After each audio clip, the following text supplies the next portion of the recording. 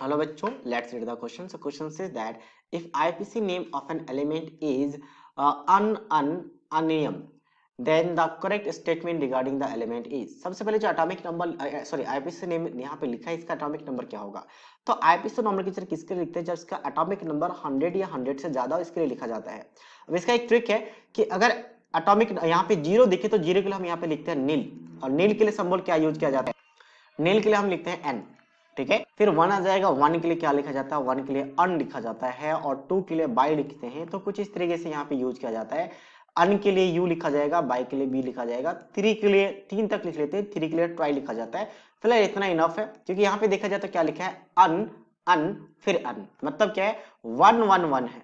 तो atomic number मुझे पता चल चुका 111। अब इसके बारे में क्या पूछा गया, इन्फॉर्मेशन देखते हैं। पहला ऑप्शन है it is inner transition element, दूसरा है it belongs to the 8th period in the periodic table, third है it is transition element, and fourth है it is a non transition element. तो सबसे पहले मुझे इसका इलेक्ट्रॉनिक कॉन्फ़िगरेशन लिखना पड़ेगा, फिर हम पता कर सकते हैं कि बेसिकली ये एलिमेंट्स किस पीरियड से या फिर किस ग्रुप से बिलोंग करता है।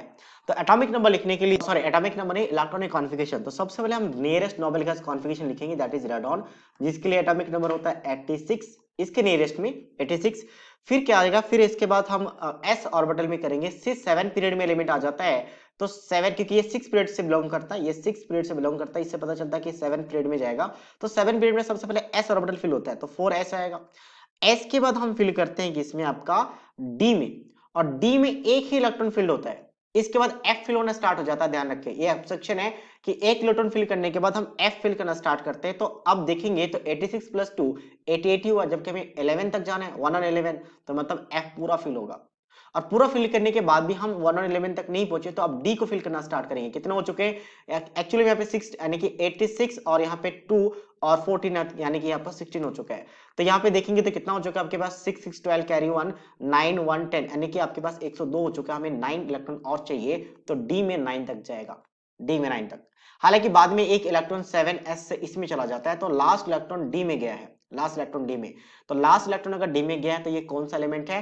ट्रांजिशन एलिमेंट, क्योंकि जो भी डी ब्लॉक एलिमेंट्स हैं except zinc mercury and cadmium, zinc mercury and cadmium, सभी को हम क्या कहते हैं? ट्रांजिशन एलिमेंट कहते हैं। तो यहाँ पे ऑप्शन सी के साथ मैच करेगा, that means option C is the right answer of this question.